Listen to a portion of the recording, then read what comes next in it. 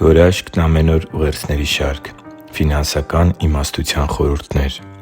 Մենք շարունակում ենք ուղերձների շարքը, որը կրում է «Աստվածաշնչի օրհնությունները քո կյանքում» անվանումը։ Այն նվիրված է YouVersion աստվածաշնչյան հավելվածի Bible.com 1 միլիարդ բաժանորդի սահմանագծի հատման աննախադեպ իրադարձությանը։ Սիրելի՛ բարեկամ, ֆինանսական խնդիրները մարդուն կարող են մղել տարբեր սխալների, հանցագործությունների, հարաբերությունների խաթարման, անգամ ընտանիքի կործանման և շատ այլ սխալ որոշումների ու ողբերգությունների։ Սակայն եթե մենք կրկին մեր հայացքն ուղղենք Սուրբ Գրքին, ապա կտեսնենք, որ իմաստության ու բացարձակ ճշմարտության միակ աղբյուր Աստվածաշունչը մեզ ուսուցումներ ու խորհուրդներ է փոխանցում նաև առաջին հայացքից ոչ այնքան հոգևոր թվացող այս թեմայի շուրջ։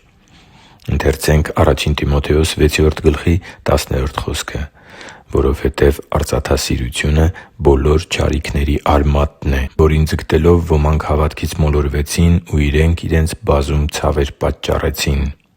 Փողի ու հարստության հանդեպ սերը մարդուն տանում է դեպի հավատքի ճշմարիտ կյանքից շեղումների, մոլորության և շատ ցավերի ու հարվածների, որոնք անխուսափելի են արծաթասիրության ծուղակն ընկած մարդկանց կյանքերում։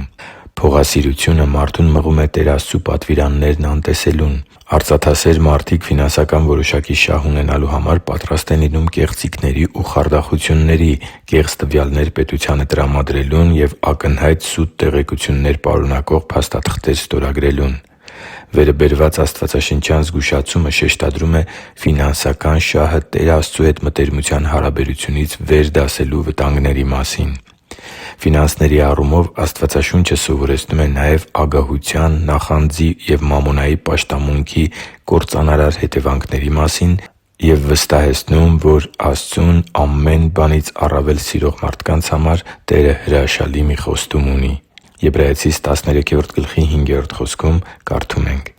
«Վարքն առանց արծաթասիրության թող լինի. բավարար համարեք այն, ինչ ձեռք եք բերել, որովհետև Ինքն ասաց. «Քեզ չեմ թողնելու ու չեմ լքելու»» (Ա Պետրոս 5.7)։ Աստծու համար թանկ ու սիրելի՛ զավակ, այս աշխարհը բոլոր հնարավոր միջոցներով քարոզում է, թե ֆինանսը մարդու երջանկության աղբյուրն է։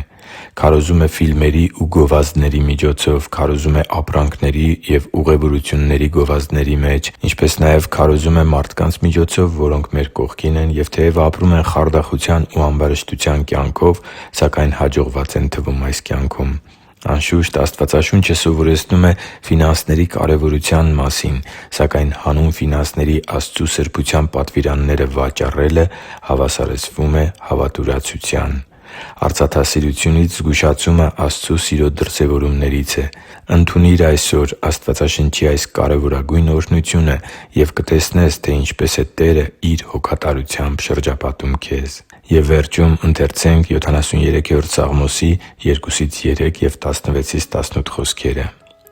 «Եվ քիչ էր մնացել, որ ոտքերս ծռվեին, և բան չէր մնացել, որ քայլվածքս սահեր,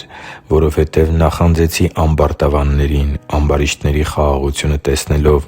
Եվ ես միտք արեցի, որ այդ իմանամ, սակայն դժվար էր իմ աչքի առաջ, մինչև որ Աստծու սրբարանը մտա և նրանց վերջն իմացա։ Հիրավի, դու նրանց հեշտ սահելու տեղեր ես դնում, կործանվելու մեջ ես գցում նրանց» (Հռոմեացիս 8.2-3)։ Հիշի՛ր, որ դու Աստծո հրաշքն ես, և Աստված սիրում է քեզ։ Շնորհակալ եմ, որ դու կա՛ս։ Սիրով և աղոթքով, Արման Մանուկյան։